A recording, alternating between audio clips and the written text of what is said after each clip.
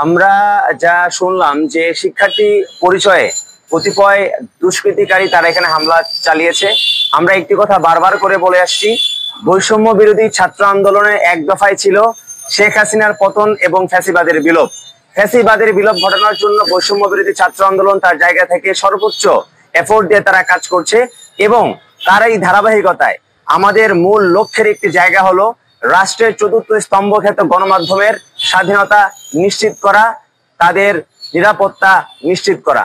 আমরা এখানে এসে যা দেখলাম, আমাদের কাছে মনে হয়েছে তারা কোনো ধরনের শিক্ষার্থী নয়, তারা শিক্ষার্থী পরিচয়কে ব্যবহার করে তারা মিডিয়াতে হামলা চালিয়েছে।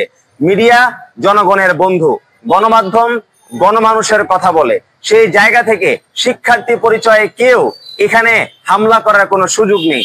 যারা হামলা চালিয়েছে তারা বৈষম্য বিরোধী ছাত্র আন্দোলনে কেউ নয়।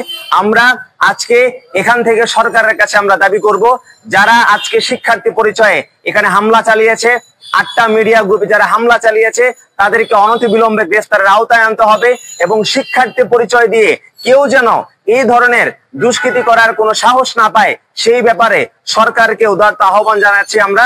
এবং আমরা একটি কথা বারবার করে বলতে চাই, গণমাধ্যমের নিরাপত্তা নিশ্চিত করা এটি গণমানুষের দায়িত্ব। তাই আপনারা আপনাদের জায়গা থেকে এই ব্যাপারে আন্তরিকতা প্রদর্শন করুন। ছাত্র সমাজ কিন্তু 5ই আগস্ট থেকে আমরা বারবার আমাদের ফেসবুক পোস্ট এবং ভিডিওর মাধ্যমে আমরা বারবার করে বলে আসছি যে মিডিয়ার স্বাধীনতা, মিডিয়ার নিরাপত্তা আমাদেরকে নিশ্চিত করতে হবে।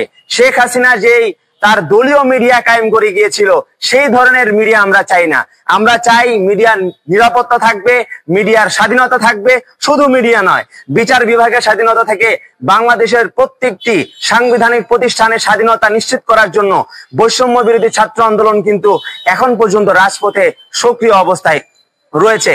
তাই আমরা সরকারের কাছে উদারতা আহ্বান জানাবো, যারা আজকের এই হামলা সংগঠিত করেছে তাদেরকে সিসিটিভি ফুটেজ দেখে শনাক্ত করে কঠোর বিচারের আওতায় আনতে হবে, শাস্তি নিশ্চিত করতে হবে, যেন গণমাধ্যমের উপর হামলা করার সাহস আর কেউ না পায়।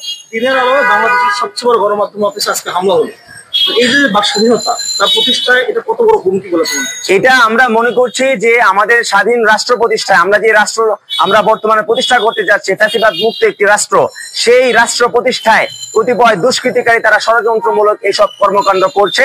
আমরা জনগণকে আহ্বান জানাবো যে আপনারা এই ব্যাপারে সতর্ক থাকবেন এবং ঠিক একই সাথে সরকারকেও আমরা বলবো, যারা এইসব হামলা চালিয়ে ভাঙচুর চালিয়ে সরকারকে বিতর্কিত করার চেষ্টা করছে, একটি উত্তপ্ত পরিস্থিতি তৈরি করার চেষ্টা করছে, অনিরাপদ পরিস্থিতি তৈরি করার চেষ্টা করছে এবং শিক্ষার্থীদের উপর দায় চাপাচ্ছে, তাদেরকে সিসিটিভি ফুটেজ দেখে বিচারের আওতায় এনে তাদের শাস্তি নিশ্চিত করতে হবে, যেন আর কেউ এই ধরনের হামলা করার কোনো সুযোগ না পায়। 5ই আগস্টের পরে যেসব জায়গায় হামলা হওয়ার সংখ্যা ছিল সেসব জায়গায় পাহারা দিয়েছেন আপনারা, দায়িত্ব পালন করেছেন বিভিন্ন। আজকে তো গণমাধ্যমেও হামলা হলো এবং এর আগে কয়েকদিন হয়েছে, এখন আপনাদের কর্মসূচি থাকবে কিনা? আমরা আমাদের জায়গা থেকে বারবার করেই বলছি, আমরা এখন পর্যন্ত রাজপথে সক্রিয় আছি। আমরা বারবার করে জনগণকে বলছি যে আপনারা সবাই স্বতঃস্ফূর্ত ভাবে এই আন্দোলনে অংশগ্রহণ করুন। আমাদের আন্দোলন কিন্তু শেষ হয়ে যায়নি।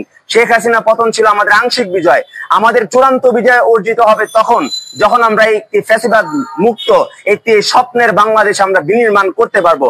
সেই জায়গা থেকে আমরা আশা করব জনগণ তাদের জায়গা থেকে প্রত্যেকটি মিডিয়ায় তারা আর যেন কোন ধরনের হামলা না হয় সেই ব্যাপারে সর্বোচ্চ সতর্কতা অবলম্বন করবেন। এই ধরনের হামলার উদ্দেশ্য কি হতে পারে?